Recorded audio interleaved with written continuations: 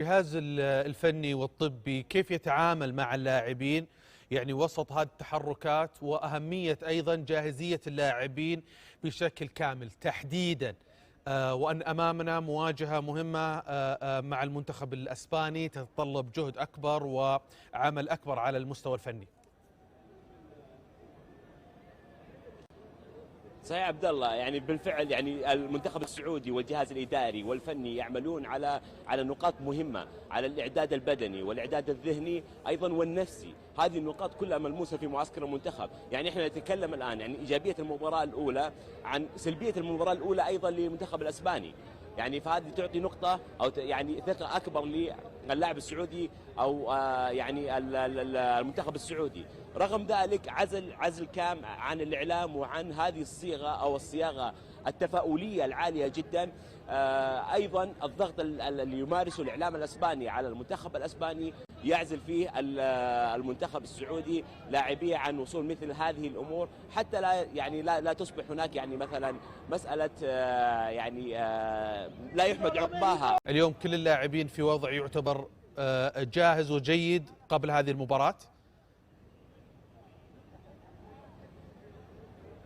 بالفعل يا عبد الله، بالفعل. وهذا كما ذكرنا عبد الله انه التركيز على الجهد البدني كان له دور كبير، انه يكون اللاعبين في كامل جاهزيتهم من ناحيه الاستشفاء، من ناحيه التركيز على مثلا الصالات الداخليه للحديد، مدى المده المستخدمه، ايضا الاجواء المستخدمه، جميعها هذه ادت الى انه المنتخب الان جاهز في كامل جاهزيته البدنيه والذهنيه والنفسيه. لكن كما تعرف انه كل مباراه في اجواء المونديال لها مآلات، يعني تحكمها ظروف المباراه، تحكمها الاوضاع اللي حاصله. فما نعلم يعني حتى في هذا الامر يعني السيد دونيس يعني من الممكن ان يركز على مساله الخروج بايجابيه مثل ما خرج في مباراه الاورجواي. يعني ممكن يتم تغيير التشكيل او الرسم التشكيلي للمباراه بسبب الحفاظ على يعني الخروج بشيء ايجابي من هذه المباراه. نعم. يعني بحيث انه يساعدوا في التاهل سواء كثاني او ثالث، وهذا الشيء يعني محل اهتمام وتقدير.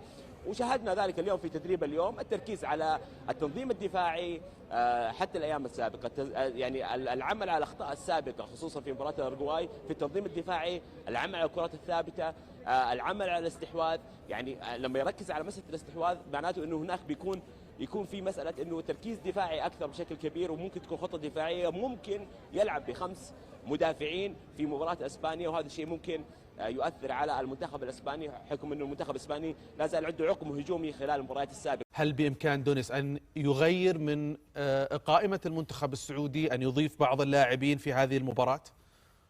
بسم الله الرحمن الرحيم. اتمنى ان لا تاخذنا العاطفه، ويعني الراي اللي الان احنا نسمعه ان المنتخب الاسباني يعني يمر بعقم المنتخب الاسباني. انت لا تنسى ان اساسا هذا المنتخب الاول على العالم، هذا المنتخب اللي يملك اسلوب لعب لم يتغير حتى وهو يتعادل، هو الفريق دائما المسيطر على المباراه في مجمل المباراه، على الاقل مسيطر 70 دقيقه. يملك يعني صناعه العديد من الفرص. والمشكله ان احنا لو جينا شوف يقول تغير اسلوب لعب ونغير، شو يا ابو ابراهيم، عندك انت منتخب ما يلعب براس حربة تقليدي، ما يلعب براس حربة تقليدي، دائما المنطقة هذه فارغة اللي يتحرك فيها، أطرافه أقوية جدا، لا من ناحية ظهير الجنب ولا من ناحية لاعبي الوسط الأطراف المهاجمين. فريق لديهم مهارات عالية، اللاعبين تقدر تغير فيهم، لاعبين على مستوى عالي. ودائما اسبانيا، شوف على فكره اسبانيا عندما فازت مع ديل بوسكي اول مباراه خسرتها في كاس العالم في دور المجموعات، وعندما فازت بكاس اوروبا اول مباراه تعادلت فيها في دور المجموعات. اعتقد بان التعادل في المباراه الاولى امام الاورجواي راح يعطي دفعه معنويه عاليه للمنتخب السعودي امام منتخب اسبانيا. بدون شك نتيجة كانت إيجابية، يعني انك تتعادل مع الأورجواي 1-1 هذه نتيجة إيجابية تكون حافز لك انك تحاول انك تقدم على الأقل مستوى أفضل المباراة اسبانيا صعبة، تحتاج منا منطقية، نتعامل بمنطقية واقعية مع وين صعوبتها؟ صعوبتها انه اسبانيا منتخب واحد من المرشحين انه يحقق كاس وين العالم. صعوبتها بالنسبة للمنتخب السعودي في المباراة؟ اولا منتخب قوي عنده اسماء عالميه، ثانيا تعثر منتخب اسبانيا امام الراس الاخضر تجعل هذه المباراه انه ما تقبل القسم على ما راح يلعب فيها منتخب اسبانيا، راح يحاول يخلصها بدون شك. بيلعب وزي ما لعب المباراه الاولى ترى، حتى وان ما تعثر بتعادل، لانه في الاخير قدم مباراه كان هو المسيطر من البدايه للنهايه. ترى المنتخب الاسباني واحد من المنتخبات اللي بتلعب ضغط عالي، يعني شوف سيناريو الشوط الثاني امام الاورجواي ممكن نشوفه من بدايه المباراه امام اسبانيا، لانه اسبانيا حتى المدافعين تجدهم في منطقه ال 18، لذلك لابد ان نتعامل مع المباراه بواقعيه. النقطه الثانيه، نبني على المكاسب اللي تحققت في المباراه الاولى. لعبنا مباراه كانت فيها روح كبيره من اللاعبين، قتاليه كبيره، دفاعيا كنا جيدين، يعني تعاملنا مع اكثر من 40 عرضيه تسجلت وحده، هذا شيء برضه ايجابي، لابد اننا نبني على هذا الشيء الايجابي. في اخطاء بدون شك، سواء من اللاعبين كافراد او حتى من المدرب، لابد اننا نعمل على تصحيح هذه الاخطاء، لا ننخدع بالبدايات، دائما البدايات خادعه. لا، هذه المباراة مختلفة. لو نرجع لنفس البطولة اليوم، كندا تعادلت أول مباراة 1-1، بعد كذا فازت على قطر 6-0. منتخب هولندا تعادل في أول مباراة، اليوم فايز 5-1. بداية عن دونيسك، كيفية التعامل مع هذه النوعية من المباريات اللي تعتبر صعبة، وأمام منتخب يعني بينه وبينه فوارق كبيرة على المستوى الفني. طبعا فوارق كبيرة، فريق قيمته السوقية مليار و400 مليون، بينما المنتخب السعودي فقط 47 مليون. الفارق كبير في التصنيف، في القيمة السوقية، في التاريخ، الفارق كبير. لكن دونيس أنا أشوفه مدرب نجح حتى الآن مع المنتخب السعودي، مدرب ذكي، خبرة هائلة، وين كان طبعا مع أندية. وللمعلومية الكابتن يوسف خميس هو أول من رشح دونيس لتدريب المنتخب.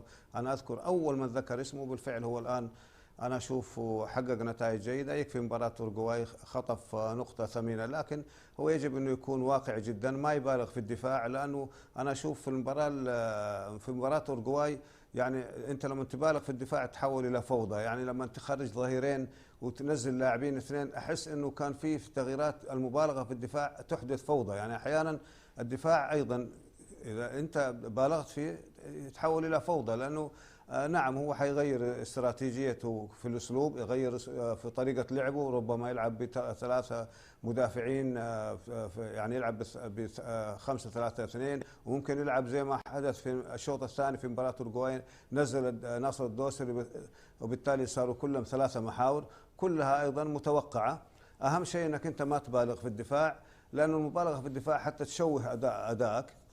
لا شك أن الفريق الإسباني حيضغط، يعني خسارته بالتعادل أمام كاب فيردي الرأس الأخضر الحقيقة كلها تلقي الحقيقة بظلالها على أداء أمام منتخبنا. وإحنا نقول إن شاء الله تعالى على الأقل نخرج بأقل الخسائر زي ما تفضلوا الكباتنة، ويكون الأداء جيد. المطالبة أيضا بالنسبة للخط الهجومي اللي ما كان ظاهر أبدا، على الأقل أنك أنت ترجع تتحرك تدافع، تساند الظهيرين، سواء كان من فراس ولا سواء من سالم ولا أبو الشامات أو أي لاعب من لعيبة خط الهجوم. تحدثنا عن المنتخب السعودي، لكن المنتخب الإسباني أيضا سيكون تحت الضغط، هو المنتخب الآخر.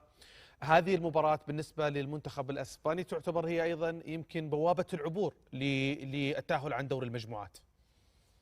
اكيد هي تعتبر مباراه مفصليه بالنسبه للمنتخب الاسباني بعد تفاجؤه معناها بالنتيجه في المباراه الاولى. ولا حد في اسبانيا كان يتوقع ان منتخب كاب فيردي ممكن يوقف المنتخب الاسباني، لذلك ننتظر رده فعل كبيره وقويه جدا من المنتخب الاسباني، لان المنتخب الاسباني لا فقط يفكر في التاهل، يفكر في تصدر المجموعه، واذا لم يتمكن من الفوز مباراه ثانيه سيصبح تصدر المجموعه موضوع صعب وصعب جدا، وخاصه ان ممكن المباراه هذه سيكون ممكن يمين يامال ونيكو ويليامز سيكونوا جاهزين من الاول.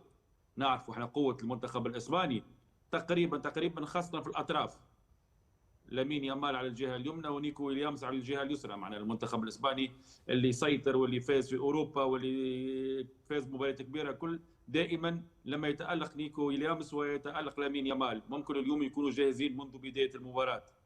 لكن هذا ما يمنعش اللي لما تكون في دوري المجموعات لازم تكون هناك حسابات. التعادل اللي حقه المنتخب السعودي في المباراة الأولى نقطة ممتازة وإيجابية جدا.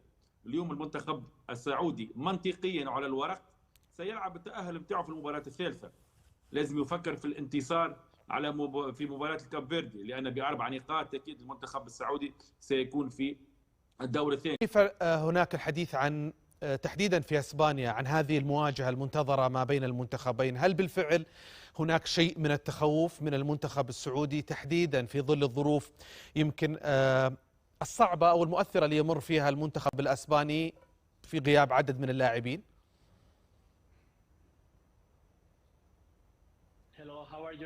مرحبا بكم، يسرني أن أكون معكم، وهذه مباراة كبيرة جدا غدا بين إسبانيا والمملكة العربية السعودية. هناك الكثير من التوتر في هذه المباراة بعد المواجهة.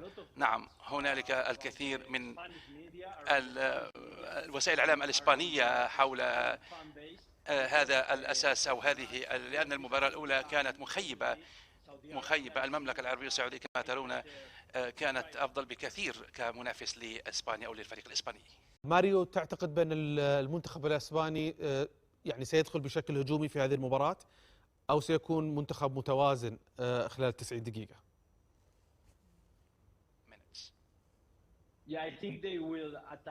أعتقد أنهم سيهجمون أكثر، لأنه من المتوقع أن يامال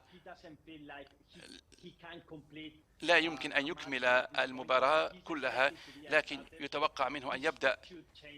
هذا الأمر لربما يغير حيوية وديناميكية المباراة، وأيضا من المتوقع أن يبدأ معنا لاعبا من برشلونة. أعتقد إذن أن تكون المباراة في فريق الإسباني الوطني يكون مهاجما أكثر منه مدافعا. اليوم في حالة من الثقة في المنتخب السعودي يمكن ما كانت موجودة في وقت سابق. نتيجة مباراة الأورجواي لها دور، مشاركتنا مع الأرجنتين. اليوم بات يعني الشارع السعودي والجمهور الرياضي يثق في اللاعبين، يعني خصوصا في مثل هذه المناسبات. يعني انك تفوز ترى على الأرجنتين هذا حدث ما هو عادي، ويعطيك يعني حتى أعطى المنتخبات الثانية إشارة أنه لا ترى المنتخب السعودي لا تتوقع أنه مثلا بيكون سهل أو ما إلى ذلك. شفنا أمام الأورجواي، هذا أعطت اليوم الشارع الرياضي أيضا ثقة أكبر في اللاعبين. باقي اليوم اللاعبين يعني يورونا هذه الثقة، ثقة الجمهور فيهم وحالة التفاؤل الكبيرة. اليوم لو في فترة سابقة أتكلم لك عن السعودية وإسبانيا تبي تقول لي الله يستر بالنتيجة ثقيلة، اليوم لا، يعني هذا المشجع يتوقع أن المنتخب بيفوز، الآخر بيقول لك ممكن نتعادل. لكن نرجع نقول لابد انه تكون في منطقيه عند اللاعبين وعند المدرب ايضا والجهاز الاداري. انا يعني زي ما قال ابو لمى تهمنا المباراه الثالثه هي اللي نبني عليها، يعني هي نحط ثقلنا كله في المباراه الثالثه، لانه هي مباراه التاهل. صح انه بكره مباراه مهمه و3 نقاط وحق مشروع اننا نتفائل ونثق في المنتخب وننشر الايجابيه، لكن يظل امام المنتخب الاسباني اللي يعتبر واحد من المرشحين للبطوله. لكن باذن الله اللاعبين قادرين على اسعادنا. الاهم انه ايضا دونيس يتعامل بمنطقيه بعيدا عن الاسماء. اليوم نعم. انت مباراه اسبانيا تحتاج طريقه لعب مختلفه، تحتاج ادوات. وش تقصد فيها؟ يعني اقصد مثلا على سبيل المثال مو غلط اني مثلا اتخلى عن سالم الدوسري اذا شفت انه سالم ممكن ما يخدمني في مساله دعم الظهير الايسر بوجود لاعب مثل لامين يامال، الا اذا استطاع انه يوظف سالم في مركز غير مركز الجناح. يعني مثلا مركز 10 مثلا انت ما تحتاج، يعني بكره انت تحتاج كله يدافع وكله يلعب. سالم اذا ظهر بالشكل اللي ظهر فيه امام الاورجواي بشكل حرج كبير لمتعب الحربي او اي لاعب يلعب في الجهه اليسرى. هل بصمه المدرب تكون طاغيه على اللاعبين ام الحاله المعنويه لما تواجه منتخب لا يتوازى معك فنيا، هو اعلى منك بمراحل؟ هل العامل المعنوي يلعب دور اكثر من الفني؟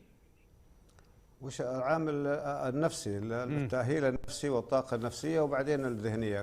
دائما انت لما تلعب مع الافضل تحاول انك انت تثبت وجودك، هي مسألة اثبات وجود. المنتخب السعودي تحديدا يعني شوف تاريخه، محاولات اثبات الوجود تنجح دائما، يعني من ابتداء من 94 في كأس العالم مع بلجيكا مع هولندا، وبالعكس دحين في دورات الخليج نلعب مع فرق اضعف ونخسر. ليه؟ لانك انت ما بتقدر المنافس امامك وما بتحاول تثبت وجودك. المنتخب السعودي اثبت وجوده مع اورجواي، ان شاء الله تعالى بكره رغم الفارق الكبير كبير جدا في الامكانات، وايضا يعني تعرف بكره بالنسبه لاسبانيا مباراه مختلفه تماما، حتلعب اسبانيا عشان تحقق فوز سهل ان شاء الله تعالى. ما تتاح الفرصه، وتحديدا متعب الحربي انا ارجو له التوفيق والنجاح، لانه نجح في المباراه الاولى. بكره ان شاء الله يكون موفق مع المتوسط الدفاعي اللي جنبه، وايضا مع المحور اللي قريب منه، يشكلوا ثلاثي ضاغط وينجحوا في التقليل من